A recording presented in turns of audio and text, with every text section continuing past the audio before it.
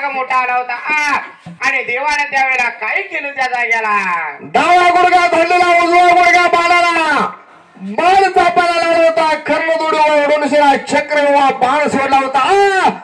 आणि गुरु रेवलसदाचं नाव घेऊन शिरा देवाचं ध्यान मनामध्ये करून चक्र बाण सोडल्याबरोबर वायू वेगानं बाण गेला होता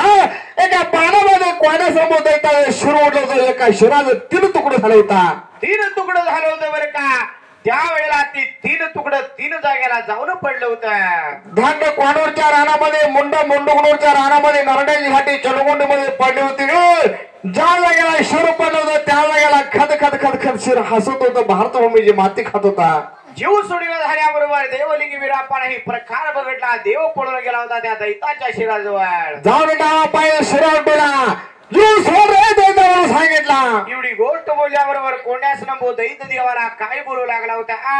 बाबा तो मानव मनुष्य असेल म्हणून तुझ्या नादाला लागलो तुझं केवळ रूप मला वळकू आला नाही झालेला प्रकार बरा झाला भगवंता माझा उद्धार कर शाजागाला जीव सोडतो एवढी गोष्ट बोलल्याबरोबर देव त्यावेळेला कोण्यास नंबो दैताचा उद्धार कसा करत होता तुझा दंड पडलेला गेला 12 वर्ष होईल गेला कोणूरकर सिद्ध होईल मुंड पडलेला गेला मुंडगुणूर मालेरा होईल नरड्याची घाटी पडलेला गेला चनगुंड सिद्ध होईल म्हणून आनंद रुपया आशीर्वाद दिला कोणास नंबर दैताने जीव सोडला असं का त्यावेळेला देवलिंगी बराप्पा हाक मायावा 3 जण उभा राहिले होते एका जागेला 4:30 वाजायची वेळ झाली होती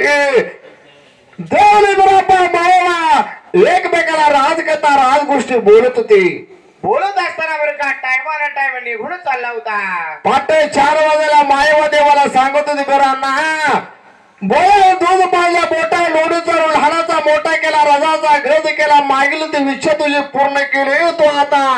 ह्या जगाला तरवायची ताकद तुझ्यामध्ये आहे असं का आम्हा दोन्ही बहिणीच्या मनामध्ये एक इच्छा निर्माण झाली ती इच्छा पूर्ण करशील का काय इच्छा झाल्या बरं काका केरूरच्या रानामध्ये साजी संकेश्वर बाजी बंकेश्वर ना खोल्यामध्ये खोल्या 7 खोल्या बांधलेल्या नाना प्रकारची चित्र काढली तेवढी चित्र बघायला आम्हाला घेऊन चाल एवढी मायव आणि अक्कवा त्या वेळेला देवाला बोलल्याबरोबर देवलिंगी वीराप्पा काय लागला होता सांगायला अक्का तेवढं सोडून तुला काय बघायचं ते मागता गोष्ट देता या वाड्याकडे झाला नगा असा देव म्हणत होता मायवा त्यावेळेला देवाला पुन्हा काय सांगत होते काय रे बरोला तुझ्यासारख्या भावाला जोड होता कोण वाटलं आपल्याकडे बघितलं आम्हाला चित्र बघायला बिराला तो घेऊन गेला पाहिजे असं मायवानं हट्ट धरल्याबरोबर देवानं आपल्या बहिणीचा हट्ट पुरा करण्यासाठी काय केलं होतं बरं का देवले बरोबर हक्क मायवा तिला झाले म्हणून सरा झमकत रान सोडलं होतं निघून चालली होती त्या कोरूरच्या रानाला साजे संकेश्वर बाजे बंकेश्वरच्या वाड्याला असं का तुम्ही राहिल्या बाडाला देवा तुमच्या दारात